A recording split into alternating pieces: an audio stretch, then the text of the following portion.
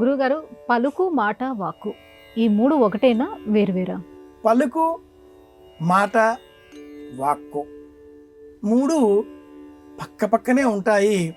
విస్తృతార్థంలో కాస్త వేరు ధ్వనులను కలిగి ఉంటాయి. మూడింటి సందేశార్థం ఒక్కటే. పలుకు మన కంఠధ్వని నుంచి వెలువడేటటువంటి వాక్ సంచయం. పలుకే బంగారమాయన అన్నారు త్యాగరాజస్వామి వారు.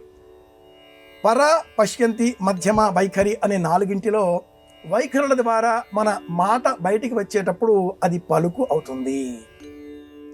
మాట మన లోన ఉండేటటువంటి 3వ స్థితికి చెందినటువంటిది. అంటే మధ్యమ మార్గంలో ఏం మాట్లాడదామనుకున్నాం, అది గురుగ్రహానికి సంబంధించిన అంశం. ఏ సంకల్పం మన మనసులో కదిలిందో అది మాట, ఇంకా రాలేదు. మాట నోట జారితే పలుకుగా మారుతుంది.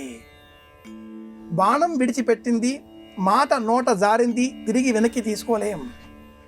అలాగే వాక్కు, ఇది ఇంకా లోన ఉండేటటువంటి అంతఃకరణ శక్తికి సంబంధించినది. పశ్యంతి అనే మార్గానికి సంబంధించింది. పశ్యంతి, మధ్యమ, వైఖరులలో వాక్కు, మాట, పలుకు అనే 3 బహిర్గతమవుతాయి. పర అనే రూపంలో సంకల్పం ఉంటుంది. ఇది సరస్వతి రూపం, శుద్ధ రూపం. పర, పశ్యంతి, మధ్యమ, వైఖరి. ఈ క్రమంలో 3 మనం ఒకటిగా అనుకుంటాం, కానీ చిన్న చిన్న మాటల తేడాలతో వేరువేరుగా ఉంటాయి. 3 అంతరార్థం ఒకటే, 3 ఉద్దేశ్యం ఒకటే, కానీ ప్రయోగించే స్థానాలు వేరు.